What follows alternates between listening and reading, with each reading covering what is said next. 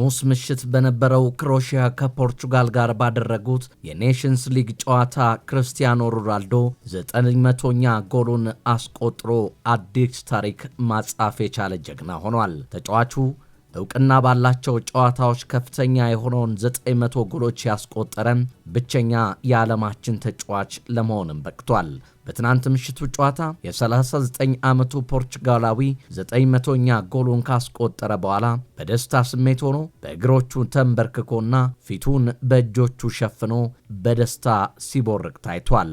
ላለፉት 20 ዓመታት ለፖርቹጋል ተሰልፎ የተጫወተው ክርስቲያኖ ሮናልዶ ትናንት 131ኛ ጎሉን ለሀገሩ ማስቆጠር የቻለም የፖርቹጋል የምንጊዜም ብርቅዬ ልጅ ለመሆን በቅቷል።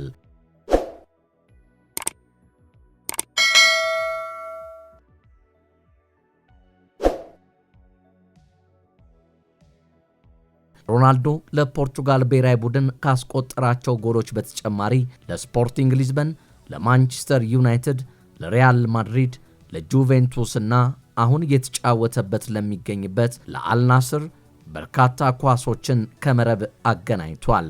ለፖርቹጋል ብሔራዊ ቡድንና ለሳውዲ አረቢያው ክለብ አልናስር እየተጫወተ የሚገኘው ሮናልዶ ላለፉት 21 ዓመታት በእግር ኳስ ሕይወት ቆይቷል።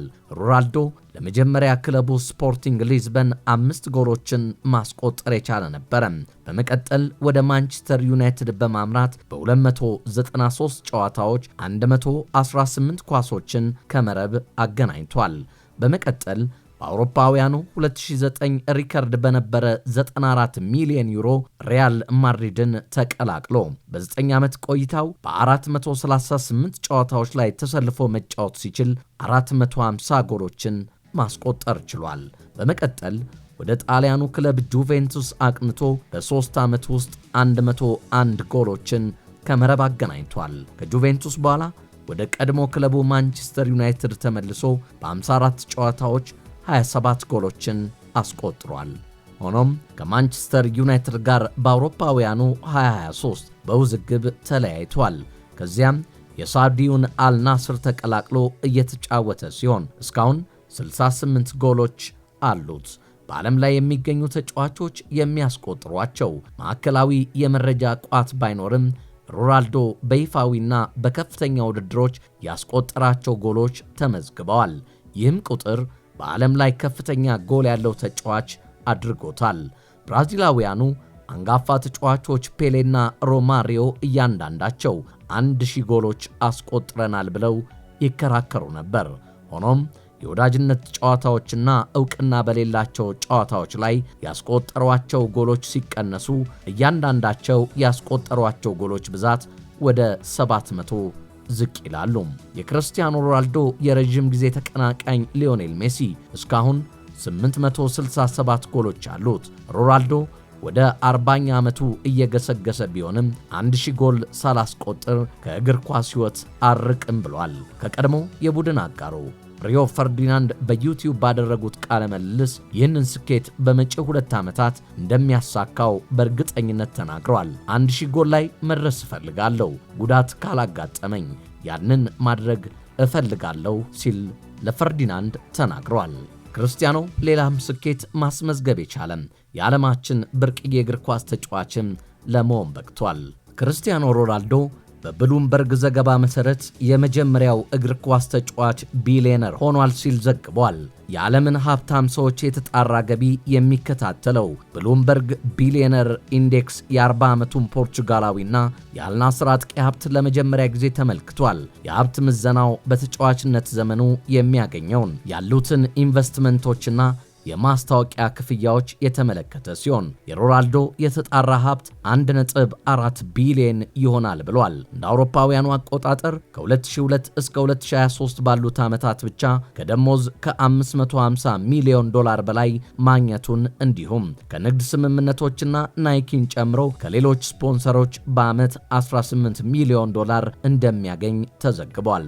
ሮናልዶ የሳውዲ አረቢያውን አልናስር እንደ አውሮፓውያን አቆጣጠር በ2022 ሲቀላቀል በእግር ኳስ ታሪክ ከፍተኛ ነው የተባለውን 177 ሚሊዮን ፓውንድ በመቀበል ምርጡ ተከፋይ መሆን ችሏል። የኮንትራት ጊዜው ሰኔ 2025 የሚጠናቀቅ ቢሆንም ከ400 ሚሊዮን ዶላር በላይ በሆነ ስምምነት ኮንትራቱን ለ2 ዓመት አራዝሟል። በዚህም የተነሳ 42 ዓመት ከሞላው በኋላ በክለቡ መቆየት ይችላል ማለት ነው። በስፔን በነበረበት ወቅት ከሮናልዶ ጋር በተፎካካሪነት የተጫወተውና የአርጀንቲናና የኢንተር ሚያሚው ሊዮኔል ሜሲ በተጫዋችነት ዘመኑ ከግብር በፊት ከ600 ሚሊዮን ዶላር በላይ ደሞዝ ተከፋይ መሆኑን ብሉምበርግ ዘግቧል። ይህ ከ23 ጀምሮ 20 ሚሊዮን ዓመታዊ ቋሚ ክፍያን የሚጨምር ሲሆን በተመሳሳይ ወቅት ሮናልዶ ከሚያገኘው 10 በመቶ ብቻ ማለት ነው። የ38 ዓመቱ ሜሲ ጫማውን ሲሰቅል በኢንተር ሚያሚ ድርሻ ይኖረዋል ተብሏል። ክርስቲያኖ ሮናልዶ በዚህ ስኬት ብቻ አላበቃም። የማህበራዊ ሚዲያ ተከታዮቹ ቁጥር 1 ቢሊዮን ደርሰውለታል። ክርስቲያኖ ሮናልዶ በተለያዩ ማህበራዊ ሚዲያዎች ያሉት ተከታዮች ቁጥር 1 ቢሊዮን ደርሷል።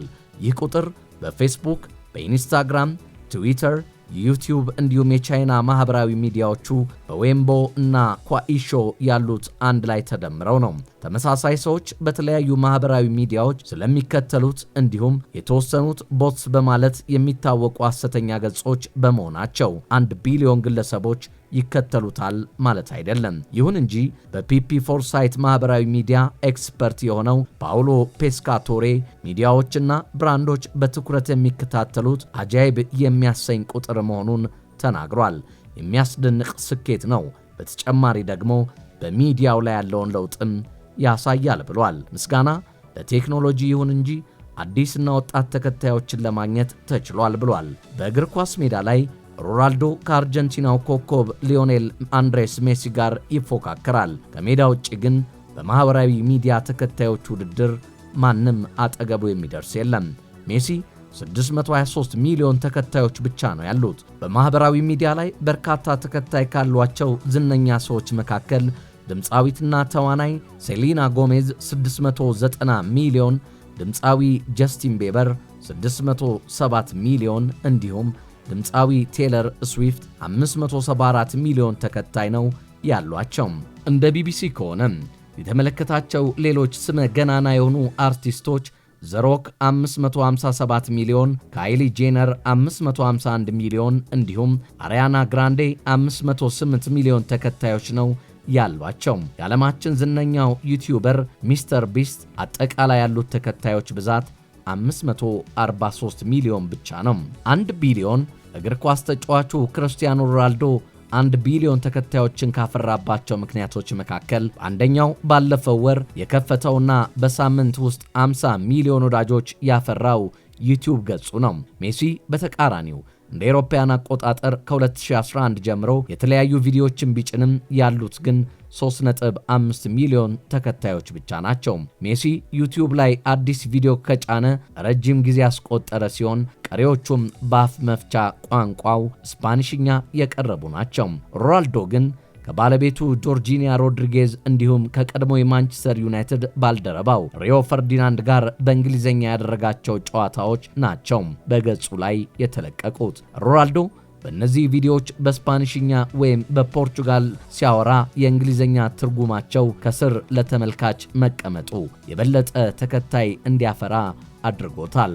በተጨማሪም ዩቲዩብ ገጽ መክፈቱን በተለያዩ የማህበራዊ ሚዲያ ገጾቹ ላይ ማስተዋወቁም ለቁጥሩ መጨመር አግዞታል። ክርስቲያኖ ሮናልዶ በርካታ ሪከርዶችን በመስበር ስም ያተረፈ እግር ኳሰኛ ነው። የተወደዳችሁ የቻናላችን ቤተሰቦች ስለ ክርስቲያኖ ሮናልዶ ብዙ መናገርና ማውራት ቢቻልም በዛሬው ዝግጅታችን ግን ያዘጋጀንላችሁ መጠናከር ይህንን ይመስል ነበረ።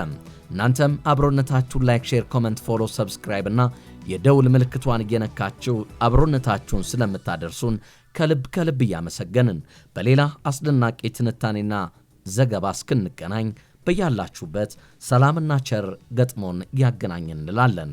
ለዛሬ በዚሁ አበቃን።